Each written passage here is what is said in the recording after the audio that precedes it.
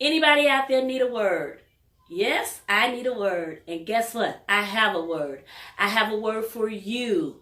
Christ has set you free to live a free life. And who the Son sets free is free indeed. Those of you that are thinking, there are so many things that's keeping me from living a free life. I've been there. I've walked in shame. I've walked in guilt. I've walked in the fear of being criticized. I've done those things until one day I actually became free. But it wasn't just by accident that I ended up being free. Someone spoke into my life and they reminded me that God's desire for his people is that his people be free. And how can you be free if you are constantly believing the things that the enemy is telling you? The devil, the adversary who comes to steal, kill, and to destroy.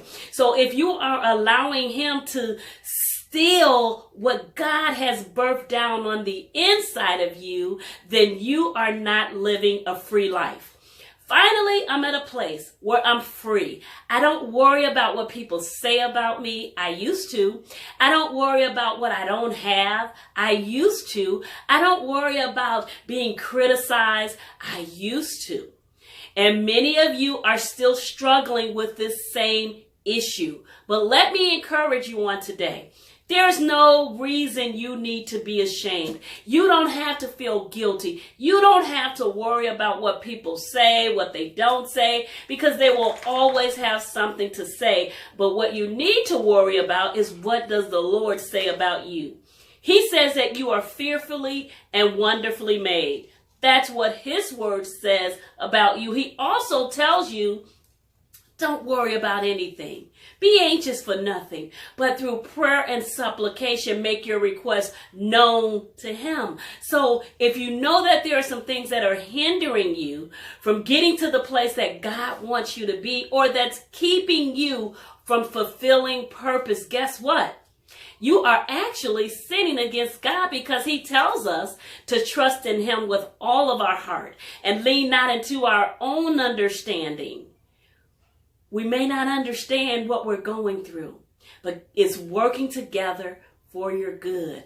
It's working together for ultimately his purpose in your life. So although you're struggling with overcoming fear, trying to release that pain, the unforgiveness for someone that hurt you in the past, or someone that may be hurting you now, know that God knows all about it. And he allows certain things to happen in our lives because it's perfecting us. It's making us bigger, because it's ultimately going to work for his purpose in your life. You may not understand, but that's okay.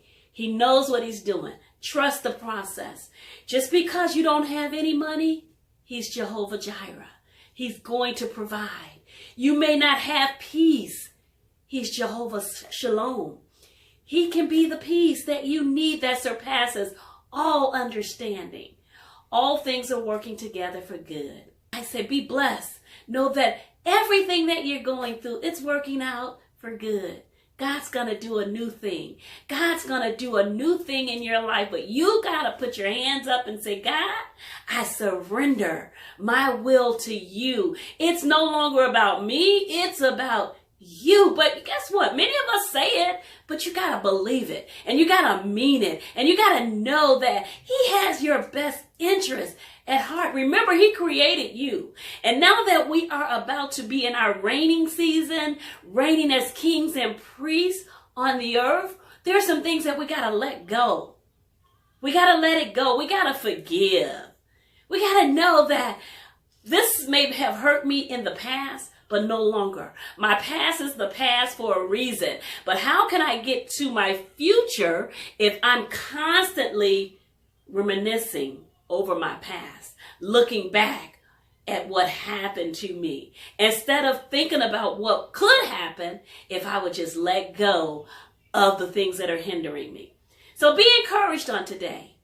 Be encouraged knowing that God is a good God. And he wants everything that will be for your good, not for your bad. Because remember in Jeremiah 29, it also says that he knows the plans that he has for you. They're of good, not of evil. So if it's good, because everything that God does is good. Go back to Genesis when he began creating the world or the earth. He would look around and he would say, that's good. But what's the last thing that he did? He created us in his image. And then he looked at us and said, that's good. So you know, if God thinks that much of you, that he created you in his image, it doesn't matter about what you've been through or what you think that is going to happen to you. You're good. You're fearfully and wonderfully made because you are made in the image of God. And he doesn't make any mess. He doesn't make any junk. Everything he makes, he looks at it and he says, that's good. That includes you. That's good. So know that you are fearfully and wonderfully made. It doesn't matter what you've been through or what you think you're going through. If you trust God and trust the process, you're going to come out all right.